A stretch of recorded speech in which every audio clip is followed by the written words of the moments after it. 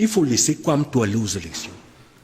Et il aura exact... Parce qu'aujourd'hui, on a l'avantage d'avoir tous les grands ténors politiques au Cameroun qui sont dans ces élections. Non, je dis il faut le laisser. Non, c'est-à-dire, je dis à long terme, ça va payer parce que ce monsieur, lui, il est dans une stratégie, la stratégie de la contestation, la stratégie de l'insurrection. Il avait pris ça. Est-ce que ça a empêché qu'il tente par tous les moyens? Vous avez vu le fameux mandat impératif et tout ça. Lui, il faut comprendre qu'il est dans un jeu. Non, mais ça peut ne pas être un jeu parce que Kamto aurait beau boycotter les élections locales de 2020, il attendait celles de 2027. Non, Kamto n'a jamais attendu les élections. Mais il aurait pu attendre. Kamto n'a jamais attendu les élections. Il y avait des élections locales qui auraient pu se tenir avant la présidentielle de 2025. Non, mais si vous dites ça, c'est que ça n'a pas de sens. Parce que les élections locales ont toujours été renvoyées. C'est-à-dire, dans les élections passées, ça a toujours été renvoyé. Dans la pratique, mais la Constitution les prévoit quand même. Non, la Constitution n'oblige pas à organiser les élections avant. Elle n'oblige pas non plus à renvoyer. Elle n'oblige pas à renvoyer, mais lorsqu'on est un homme politique, mais mon ami, on nous a donné le cerveau, pourquoi? Hein, professeur Abbé? Quand on est professeur, c'est pour réfléchir. Hein? Lorsqu'on voit déjà une pratique qui se fait depuis de longues années, c'est un jour qu'on va penser qu'on ne va pas la faire, soit totalement raisonnable. Je vous dis que Kamto, lui, il est dans une logique. Dieu béni, si on vous prenez au mot, ça signifie qu'en réalité, M. Kamto lui-même n'a jamais voulu partir aux élections. Non, excusez-moi. Ça veut dire qu'en réalité... Il n'a jamais voulu. Oui, c'est ce que ça veut dire. Et donc, moi, je ne sais pas comment vous voulez obliger quelqu'un qui ne veut pas partir. Abbé, je dis... C'est là toute la et il ne faut pas jouer le jeu de Kamto. Il ne faut pas jouer au jeu de Kamto. Parce que si vous excluez, si Kamto exclut, et il sera exclu avec raison, vous jouez son jeu. Parce qu'il va dire que oui. Mais vous voulez donc quoi? Que les CAM, le Conseil constitutionnel, viole la loi pour... C'est ça qui demande. Mais c'est ça que vous demandez. Mais je dis que s'il y a moyen de faire participer Kamto aux élections, qu'il aille aux élections. Vous savez... Moi, je dis une fois de plus, nous sommes dans ce qu'on appelle un jeu stratégique où personne ne dit réellement ce qu'il a en tête. Quand on sait que sur le plan électoral, il ne peut pas gagner, sous quelque forme que ce soit. C'est un leader communautaire, une mascotte tribale, qui est bloqué par le plafond de verre de sa communauté. Bon, laissez-moi finir, monsieur Nga. Monsieur Nga, vous pouvez m'enseigner le raisonnement? Non. Alors, vous me disiez... C'est un leader communautaire. Je ne sais pas. Non. Moi, je suis mal à l'aise chaque fois qu'on parle de tribalisme à la télé. Non. Je suis mal à l'aise. Je ne suis pas ici. C'est pas ça, n'utilisez plus ça. Je ne suis pas c'est dangereux, n'utilisez pas ça. Non, nous sommes ici, n'utilisez pas tribalisme pour justifier quoi que ce soit. Non, je peux vous le dire. Je ne me tais pas. Je ne me tais pas. N'utilisez pas tribalisme sur les médias. C'est pas bon. C'est pas bon, monsieur. S'il vous plaît, n'utilisez pas tribalisme. Je juge le mot tribalisme. C'est pas bon. Docteur Nka, c'est pas vous le censeur de ce plateau, je vous en prie. Non, je fais pas. Non, c'est pas vous le censeur du plateau, docteur. Mais comment? Docteur. Vous me laissez. J'ai dit. Vous ne pouvez pas venir sur un plateau. Docteur Nka. Vous réunissez les Camerounais. Docteur Nka, et vous mettez les mots tribalisme à la télé. Vous me laissez. C'est donc vous prendrez le plateau. Non, ne dites pas tribalisme. Il n'a jamais parlé de tribalisme. Vous pensez que vous êtes qui, monsieur Nga? Non, je vous dis, je suis un citoyen camerounais, je suis un cas. Communautaire. Je suis un cas. C'est un leader communautaire. On va se calmer. Pas le tribalisme en public. Dieudonné, on va se calmer. On se calme d'abord, Dieudonné. Dieudonné, on se calme. Attendez, je vous redonne la parole. Je vous redonne la parole, Dieudonné. Je vous redonne la parole. Docteur Nka, vous êtes invité. Si vous avez besoin de prendre la parole, vous la prenez calmement et vous contredisez votre vis-à-vis. Vous n'avez pas le droit de jouer les censeurs sur ce plateau parce qu'il y a une équipe de production de cette émission et des responsables de cette télévision. Vous ne venez pas interdire aux invités de dire ce qu'ils ont à dire tout en ayant le droit de les contredire. Dr Nkadon. J'espère que les esprits se sont calmés et on va poursuivre sereinement l'émission. Docteur, allons. Merci. J'ai dit et je répète que Kamto est bloqué par un plafond de verre. Il ne peut pas aller au-delà de 15% que représente sa communauté. Parce que, très clivant, très ethniquement marqué, sa capacité de pénétration au sein d'autres communautés est pratiquement nulle. C'est vrai que votre analyse n'est fondée sur aucune étude. Non, est-ce que moi je fais des études moi-même? Il y a des sondages. Lesquels? Mais il y a des sondages. Quel sondage a conclu à ce que quand tu étais... Non, mais est-ce qu'on a besoin d'une étude très particulière pour aboutir à une conclusion que je donne là? Je connais bien le Cameroun. Les élections au Cameroun, c'est d'abord un bras de fer tribal. Et ça a toujours été comme ça. Ce n'est pas moi qui invente. Les chiffres sont là. Vous ne pouvez pas réussir si vous n'avez pas une base communautaire au Cameroun. Ce n'est pas moi qui invente ça. Ce n'est pas moi qui confine les partis à leur zone communautaire. Je prends acte. Et je dis donc, une fois de plus, je vais finir, je dis donc que il ne faut pas transformer Kamto en une sorte d'épouvantail politique. Si la loi permet à ce qu'il puisse être là, il faut qu'il soit là. Parce qu'une fois de plus, le jeu de Kamto, c'est quoi? C'est ne jamais aller aux élections. Et tenter de manipuler pour créer des insurrections. Mais avec le Manidem, c'était presque garanti, non? Dieu donnait son bas sur le plan, je veux dire, de la rationalité. La rationalité, parce que le Manidem est un parti. Qui ignore que le Manidem avait un chef? Depuis 2015, c'est connu comme ça. Hein? Qui ignore? La crise du Manidem, ça fait 10 ans. Salut. Le Manidem avait des problèmes. Si Kamto avait réellement voulu se présenter aux élections, il allait voir Denis Atangana, qui a d'abord été son militant. Et qui a été prêt à...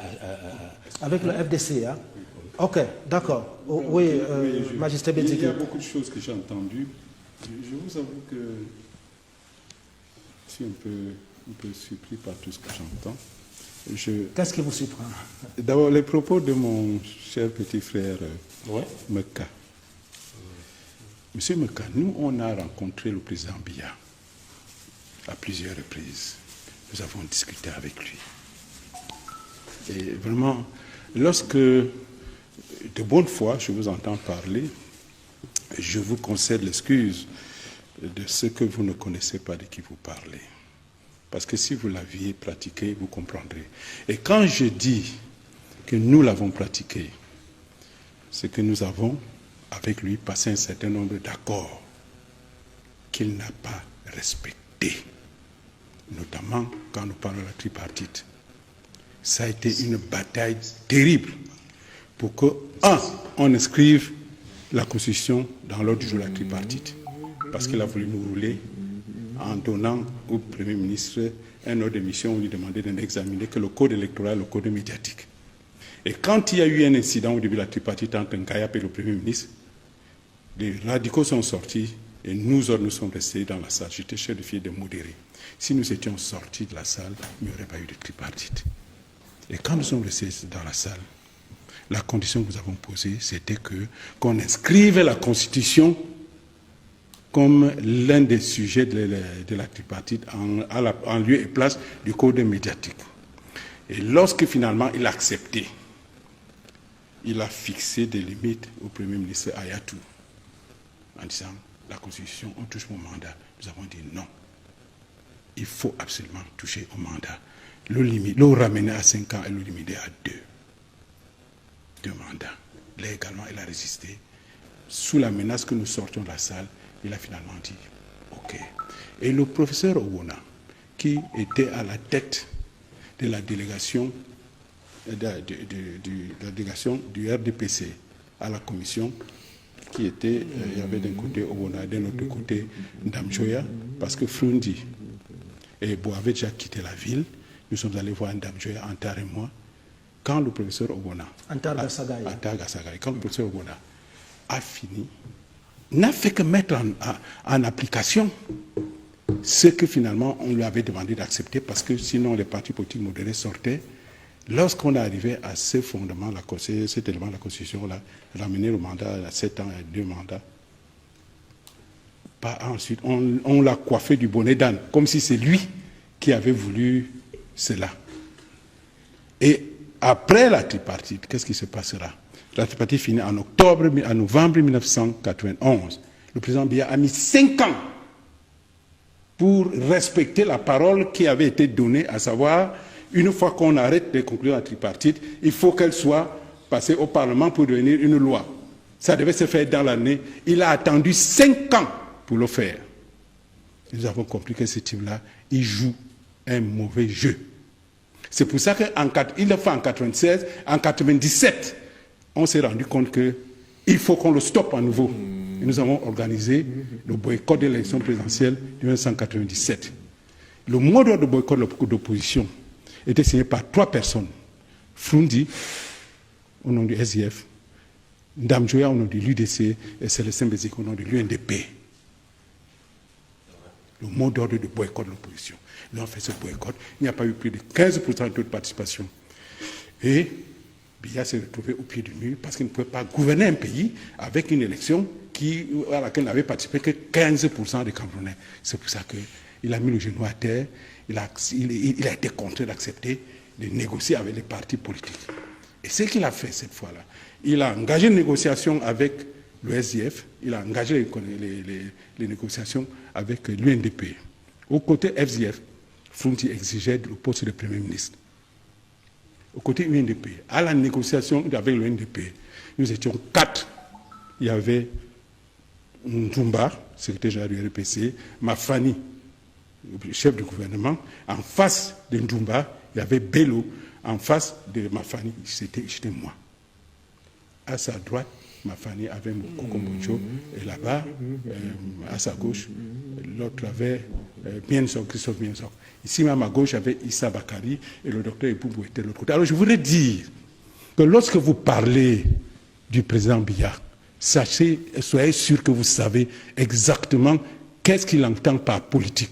Parce que la politique du président Biya consiste à ne pas tenir compte des engagements politiques qu'il prend et des pactes républicains qui sont scellés. Lorsque nous sommes partis, nous avons signé la fameuse... C'est un boulanger. Oui, je vous laisse la liberté. Lorsque nous avons signé la plateforme UNDP-RDPC, il y a un certain nombre d'engagements qui ont été pris, formels, et il y avait des engagements qui n'étaient pas formalisés. Non seulement les engagements formels, il ne les a pas respectés du tout, notamment quand on a mis en place un comité de suivi qui devait s'assurer qu'un certain nombre de dispositions devaient être respectées, mais les engagements informels, alors, notamment en ce qui concerne le power sharing, c'était quelque chose de tout à fait catastrophique. On avait négocié 7 postes, dont 4 postes de ministre et 3 postes de secrétaire d'État. À la sortie, il a considéré au président Bello que 2 postes de ministre et 1 poste de secrétaire d'État. C'est la raison de mon divorce avec le président Bello. J'ai dit au président Bello que ce n'est pas possible. Nous avons 68 députés et 50 mairies.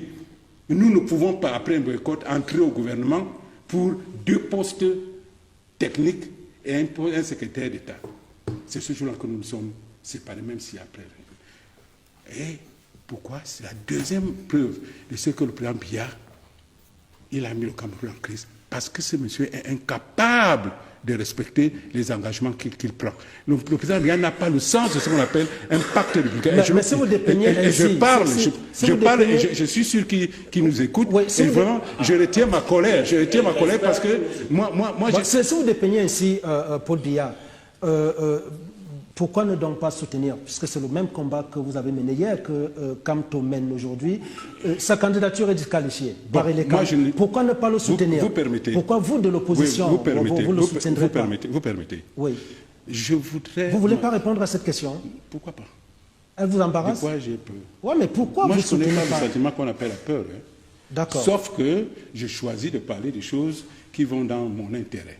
J'ai dans cette compétition-là un candidat qui a été investi par notre parti. Il est jeune, c'est une caractéristique. Mais, contrairement à ce que peut penser mon jeune frère Meka, ce n'est pas par culte de jeunisme. Je ne crois pas au jeunisme. Je crois en 2 choses. Je l'ai dit, la transmission et puis la projection dans l'avenir. Notre candidat, moi, chaque jour, Ateki Seka Caxton, je veux que les Camerounais tiennent ce nom-là. Il est anglophone, il a 38 ans. Ce que nous lui disons, un, nous sommes un parti modéré. Deux, quand vous parlez avec les autres leaders politiques, recherchez toujours un compromis. Parce que voilà des compromis dans lesquels nous avons été chaque fois engagés et que malheureusement, si ces compromis avaient été respectés par le président Biya, le Cameroun ne serait pas dans la situation de blocage qu'elle est aujourd'hui. Un cas a évoqué quelque chose de très important tout à l'heure. Si, même après avoir pris 5 ans pour faire passer les accords tripartites à l'Assemblée, le président Biya avait accepté les conclusions prises et n'avait pas rétropédalé des années plus tard. Nous en serons aujourd'hui les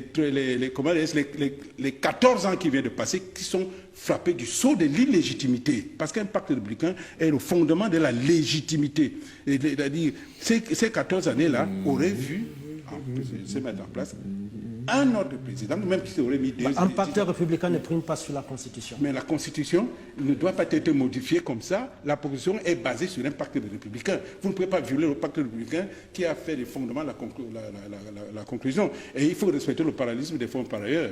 Parce que si c'est à la tripartite, c'est-à-dire une espèce de conférence constitutionnelle, que nous avons arrêté les fondements de cette Constitution, ce n'est pas à l'Assemblée nationale qu'on devait la modifier.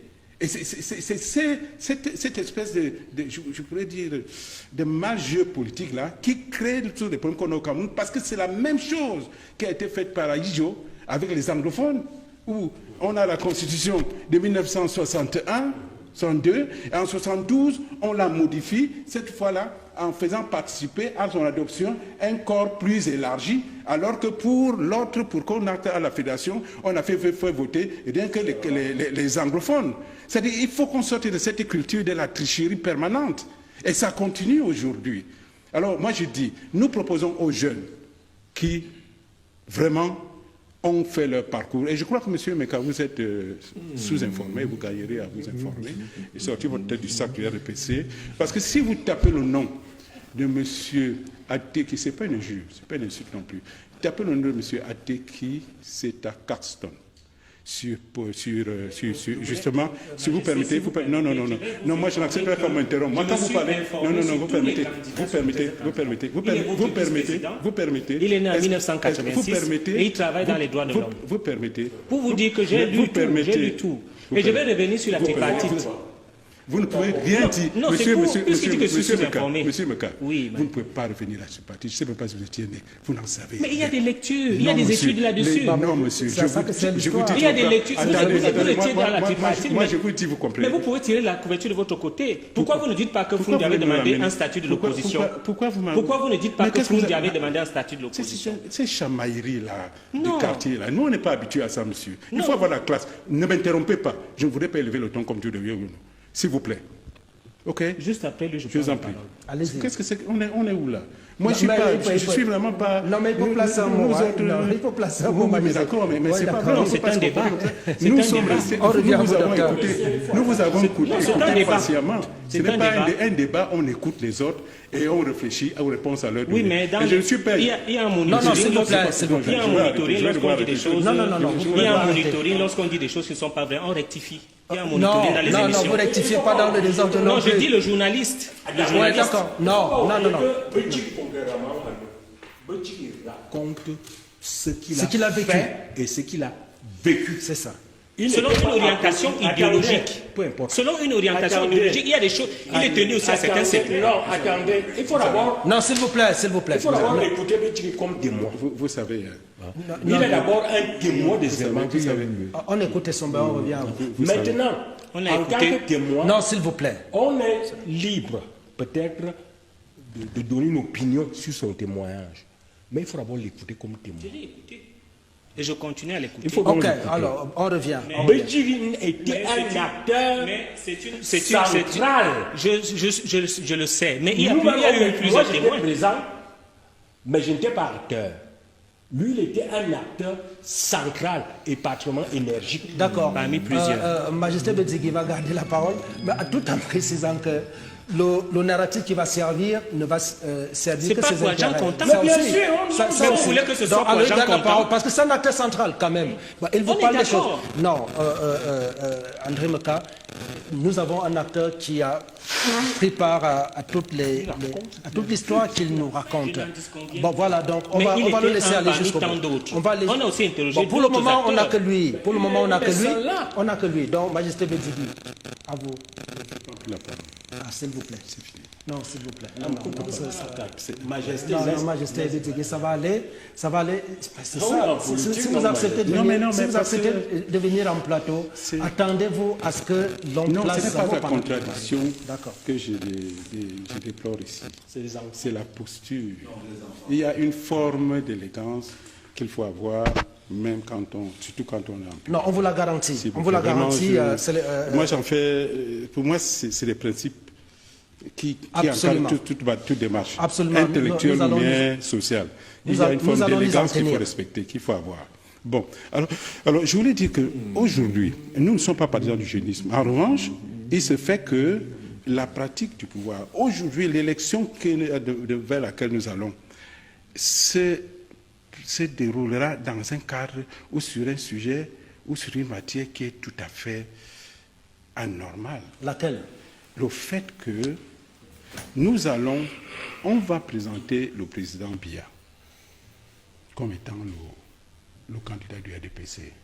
Mais nous savons bien que la réalité du pouvoir n'est plus détenue par le président Biya. Elle est détenue par son proche entourage. Je souhaite ne pas citer les noms.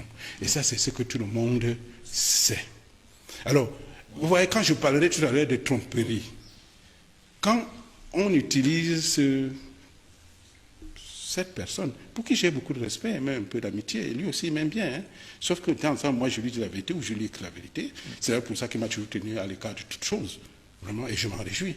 Mais quand nous savons qu'on va faire voter les Camerounais en leur faisant croire qu'ils doivent choisir entre Biya et d'autres personnes, au prétexte que Biya, c'est l'incarnation de la sagesse ou tout ce qui va avec l'âge, je dis que c'est la grande tromperie, puisqu'on sait bien que ce n'est pas Biya qui gouverne le Cameroun désormais. Ce n'est pas Biya qui donne même les orientations sur ce qui doit se faire au Cameroun. Nous disons que il faut laisser ceux-là qui vivent la pleine condition du Cameroun aujourd'hui, c'est-à-dire la génération après nous. Parce que nous, on a fait des choses. Tout ce que je dis là, non seulement nous l'avons fait, mais également nous avons couché un programme qui est le programme du PAL et auquel adhère notre candidat Ateki Seta Caxton. Sur notre programme. C'est pour ça que quand je vois toute cette gymnastique-là, où c'est sur le cabri qui sont faits par les uns et les autres, d'un parti à un autre, je me demande comment ils font. Est-ce qu'ils laissent derrière leur programme, ou bien ils sautent avec leur programme, moi je n'arrive vraiment pas à comprendre quel est le mécanisme qui est en jeu. Toujours est-il qu'à la sortie, c'est les Camerounais qui seront pris au piège. Et ils seront pris et la probabilité qu'ils soient pris au piège est d'autant plus grande, qu'ils soient victimes, est plus grande que la classe politique camerounaise, dont je fais partie, n'est pas à la hauteur des défis qui sont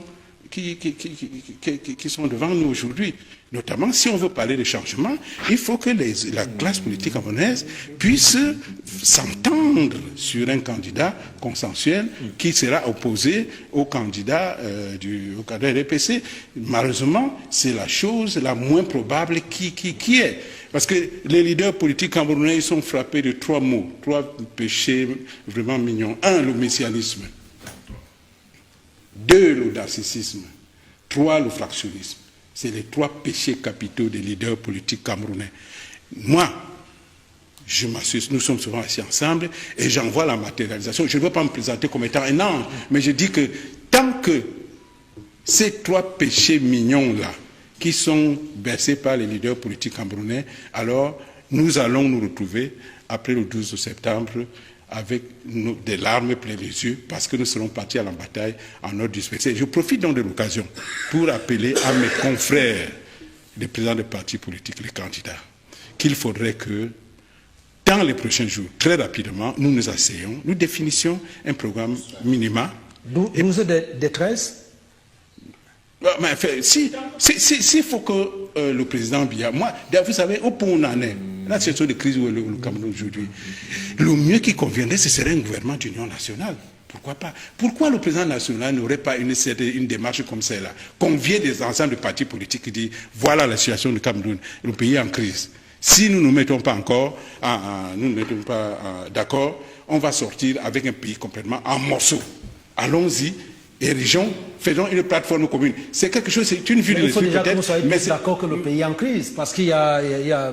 Bon, maintenant donc, vous donnez la parole à qui vous voudrez. Je dirais que moi, je lance de ce plateau un appel à tous les leaders politiques, à tous les candidats pour dire recherchons un candidat unique. Pas un candidat consensuel, qui n'est pas un candidat unique. Parce que quand nous avons travaillé en 2004 sur le candidat unique, on était avec Dame et les autres, et quand Frou nous a fait ce qu'il a fait, c'est parce que le candidat unique allait être comme une espèce de pape. Dès qu'on le lit, il allait exactement aller s'asseoir sur le trône comme Biya est assis sur le trône là, à signer les décrets comme il veut. On parle maintenant d'un candidat consensuel, ça veut dire, dans la négociation, on introduit la dimension du power sharing. Donc, comme on va là, si on gagne telle personne qui manifeste un intérêt dans tel domaine, c'est lui qui va procurer les personnes qui s'occuperont de ça. Telle autre personne, telle autre personne, telle autre personne.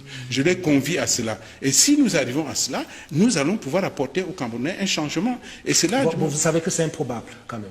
Non, mais c'est un débat. Ouais. C'est n'importe comment. C'est un débat. Mais j'ai quand même remarqué quelque chose. Vous avez vu ma convention qui s'est tenue au Palais du Congrès dernièrement. Tout le monde est venu. Tout le monde, y compris Bello, mon ami intime. Hein, y compris tout le monde a envoyé un représentant. Sauf, il faut le souligner, le SDF. Et là, vous renvoyez, je vous renvoie à ce fameux tableau des 3 péchés mignons. Vous permettez, je les récite à nouveau.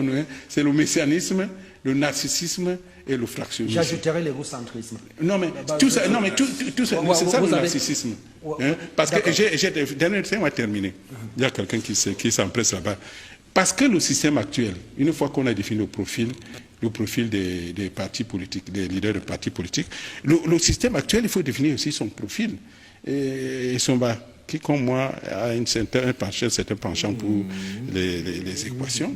Quand on regarde le Cameroun aujourd'hui, le système et qu'il faut qu'on le mette en équation, c'est très simple. Hein? C'est simple. Quand on prend le côté socio-économique, socio-politique, on vit dans un système, le sociologue ne me démentirait pas, on est en pleine entropie. L'entropie, c'est ce mécanisme qui fait qu'un système, à un moment donné, à force de durer, commence à s'effondrer de lui-même. Vous voyez un peu. Quand on prend le plan, par exemple, la superstructure gouvernementale, vous vous rendez compte qu'il y a un vieillissement des pratiques qui fait qu'on est plutôt maintenant en pleine obsolescence. Et le troisième élément, c'est quoi? Quand on prend maintenant ceux qui exercent le pouvoir, on est en pleine usure de pouvoir. Alors vous mettez dans l'équation, là, ça va faire obsolescence plus entropie plus usure. La sortie égale, c'est carrément sortez, monsieur Biya, sortez, parce que voilà le système que vous représentez, voilà quelles sont les variables qui le commandent maintenant. Et quand ces variables-là, on en cumule les effets, il n'y a pas d'autre verdict que de vous demander vraiment d'aller vous reposer. Et je serai le premier à venir vous rendre visite en vos cas. Professeur Claude Abbé, est-ce que le problème aujourd'hui ne serait pas l'opposition? Là, vous avez 13 candidats, 12 de l'opposition. Jusqu'ici, il n'y en a aucun qui soit, d'une manière ou d'une autre, allié au RDPC. Comment peut-il être possible que les 12 se mettent ensemble? C'est vrai, avec des idéologies qui ne s'entremêlent pas, qui ne se chevauchent pas, totalement différentes, même pour le dire.